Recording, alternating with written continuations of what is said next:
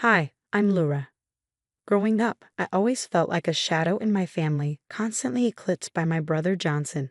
My parents never hid their disappointment in me. From the moment I was born, they seemed to regret my very existence. My birth had nearly cost my mother her life, and to make matters worse, I was born with a defect, a constant reminder of that traumatic time. You should have never been born, Laura. Look at what you did to your mother. My father's words echoed through the hollow halls of our home, his face twisted with anger and regret. My mother, on the other hand, barely acknowledged me unless it was to compare me unfavorably to Johnson. Why can't you be more like your brother? He excels at everything without even trying, she'd say, her hand smoothing his hair with pride, a pride she never showed me. Despite the coldness of home, I found a bit of peace during the short stays with my grandparents. Their home was a world away from mine, filled with warmth and laughter, two things that were in short supply at my house. Laura, come help me in the garden, my grandmother would call, her voice gentle and inviting. Those moments, planting flowers and harvesting vegetables, were my escape from the harsh reality waiting for me at home. Why do your parents keep you locked up in that gloomy house?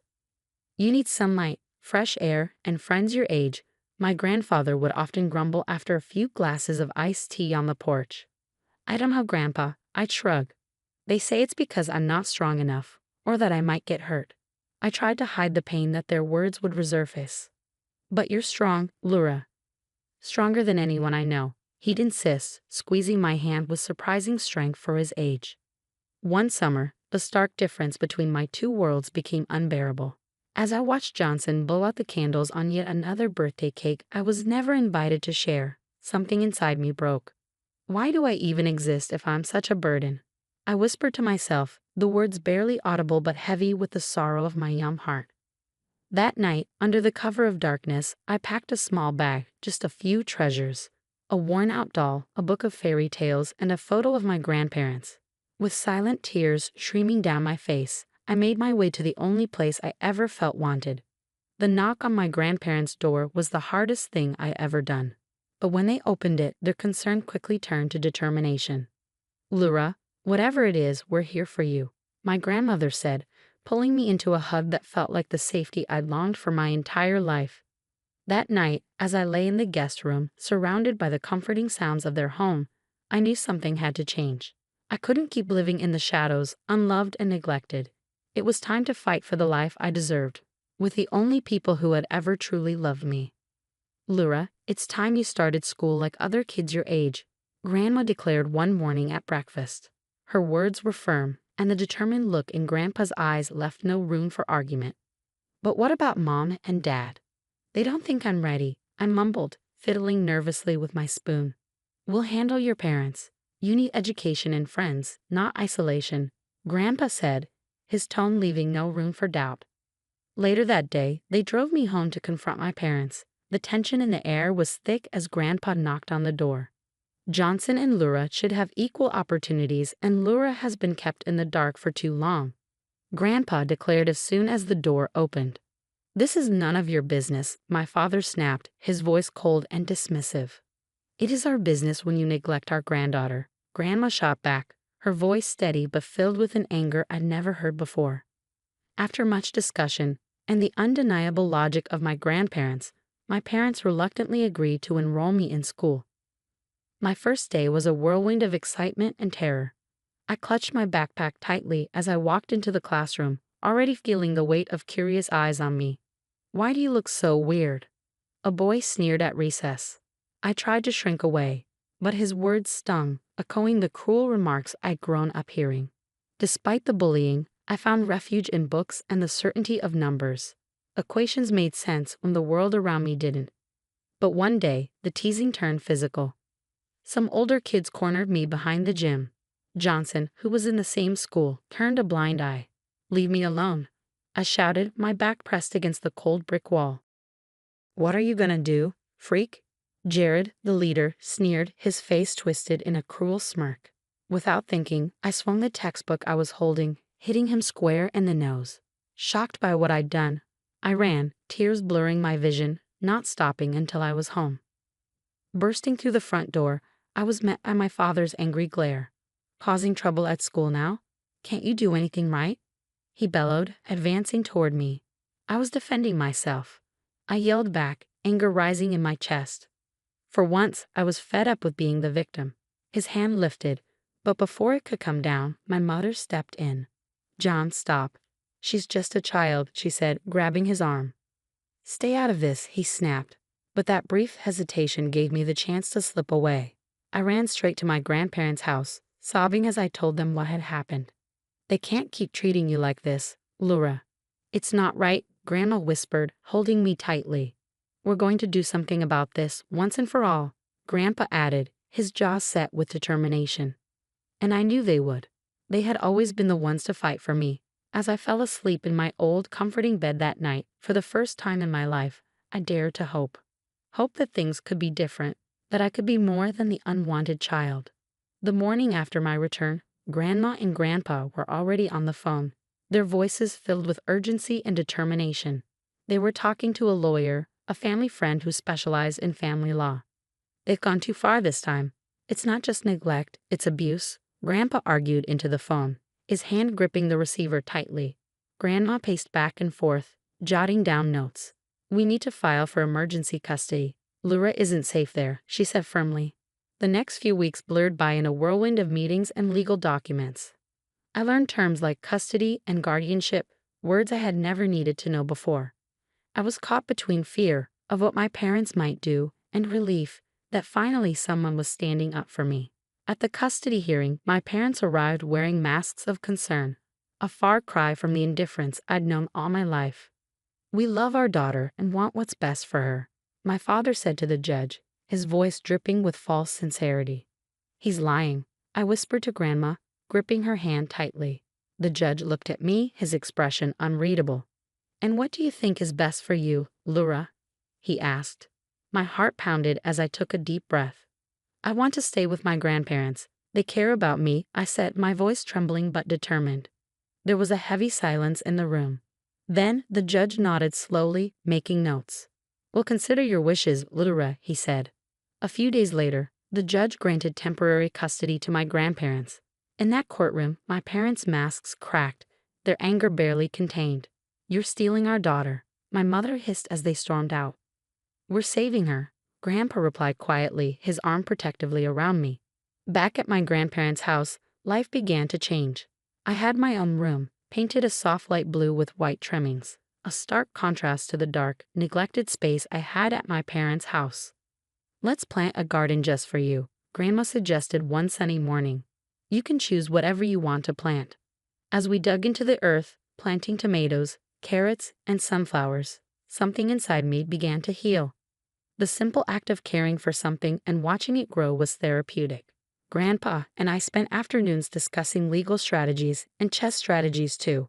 "Life's a bit like chess, Laura. You have to think ahead, plan your moves," he said, tapping a pawn gently. "And what if something unexpected happens?" I asked, moving my knight. "Then you adapt, just like you're doing now," he said, smiling with pride in his eyes. Evenings were filled with baking with Grandma or watching old movies wrapped in blankets on the couch. Laughter became a common sound, and for the first time, I started to feel like I belonged. As the final custody hearing approached, anxiety gnawed at me, but Grandma squeezed my hand and whispered, "No matter what happens, you're home now, Laura." In that moment, surrounded by their love and support, I understood what it meant to have a sanctuary. It wasn't just a place, it was where I could be myself, safe and cherished. When we arrived at the courthouse, it was quiet, almost solemn. My heart raced as we awaited the judge's final decision. Grandma and Grandpa sat beside me, their presence as reassuring as ever. The judge reviewed his notes, then looked up, meeting my anxious gaze. "After reviewing all the evidence and considering Laura's best interests, I grant permanent custody to her grandparents," he said. A wave of relief washed over me, so powerful it felt almost tangible. Grandma squeezed my hand, tears of joy and relief in her eyes, while Grandpa nodded, his expression one of quiet triumph. Outside the courthouse, the air had never tasted sweeter. "We did it, Laura. You're safe now," Grandma whispered, hugging me tightly. But they didn't stop there. Ever the strategist, Grandpa had one more move to make. "It's time to secure your future completely," he said one evening, showing me documents for their will. My parents' names were conspicuously absent, replaced by mine. This is your inheritance now. We want you to have security, something they never gave you, he explained, signing the document with a steady hand. The finality of that act was not just legal but deeply symbolic. It was a clear statement. My grandparents were my true family, the ones who truly cared about my well-being. With the custody battle behind us, I began to truly heal that spring when Grandma found a therapist who specialized in family trauma. Talking about my feelings, something I'd never been able to do, was both challenging and liberating. You're doing great, Laura, my therapist would often say, her voice full of encouragement. It's okay to feel these emotions. It's part of the healing process. Slowly but surely, I started to open up. School became a haven for me, free from the shadows of my past. My grades improved dramatically, and I discovered a deep love for science. The logical processes and discoveries mirrored my own journey of healing and self-discovery. Look at this, Grandpa, I'd say proudly, showing him my latest science project on plant growth. It's about how the right environment can influence growth. Just like you, Laura, he'd reply, his voice thick with emotion. You've grown so much. As the seasons changed, so did I. Each day brought new challenges, but also new joys. I learned to play the piano, filling the house with music, something my old home had never known. Grandma and I would sing along, our voices blending in harmony. Life was no longer about surviving each day, it was about truly living. My grandparents' unwavering support became my foundation, their love the walls that protected me, and their wisdom the roof that sheltered me from any storm. One sunny morning, as we planted a new batch of sunflowers in the garden, Grandma smiled at me, a smile that spoke volumes. You've turned the tables, Laura. You've taken control of your story. As I watered the young plants, watching them reach toward the sun, I realized she was right. I had turned the tables. For the first time in my life, I wasn't just surviving, I was thriving.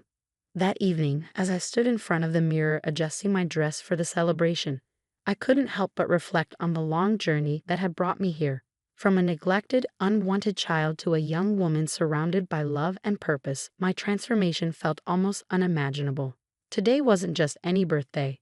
It marked the launch of my New Beginnings, the New Beginnings Child Advocacy Foundation. With the inheritance Grandma and Grandpa had secured for me, I established the foundation to help children like me, providing them with educational and legal resources to rebuild their lives. Laura, are you ready? Everyone's starting to arrive. Grandma called from downstairs, her voice filled with excitement. Coming down the stairs, I was greeted by a house full of friends, family, and supporters, all gathered to celebrate not just my birthday, but the new chapter I was embarking on. The room was decorated with balloons and banners, the laughter and chatter creating a warm, inviting atmosphere. As I mingled with the guests, I shared my vision for the foundation. With New Beginnings, we can give children the support they need to heal and thrive. No child should ever feel alone or unloved. I explained, my passion evident. Guests nodded, offering words of encouragement. Laura, this is wonderful. You're making a real difference, a local teacher said, her eyes shining with admiration. Later that evening, Grandpa stood up to make a toast. To Laura, who has shown us all the strength of her spirit and the depth of her heart. You've turned pain into purpose, and we're all so proud of you. Glasses clinked, and cheers filled the room. I felt my eyes well with tears, not of sadness, but of overwhelming gratitude. Grandma came over and wrapped her arm around me. Happy birthday, dear. This is just the beginning. As the night drew to a close, I looked around at the joyful faces, the room filled with genuine love and support. It was a stark contrast to the lonely, loveless birthdays of my childhood. Now I was surrounded by a community that believed in me and the cause I was fighting for. Stepping out into the garden for a moment of quiet, I gazed up at the stars. The night was peaceful, the air fresh with the promise of spring. I thought about all the children my foundation would help, the lives that could be transformed because someone cared. In that moment, I knew that every struggle I had faced was part of a larger journey. I had found my purpose, and I was exactly where I was meant to be. With a heart full of hope and a clear vision for the future, I was ready to change the world, one child at a time. Turning back to join the party, I carried with me a sense of peace. This was more than just a new beginning for me, it was a new hope for so many others. And as laughter and music filled the air, I celebrated not just my birthday, but the beauty of turning dreams into reality. Now that Laura's story has come to an end, what do you think is the most crucial support system for children facing neglect? Share your thoughts in the comments below.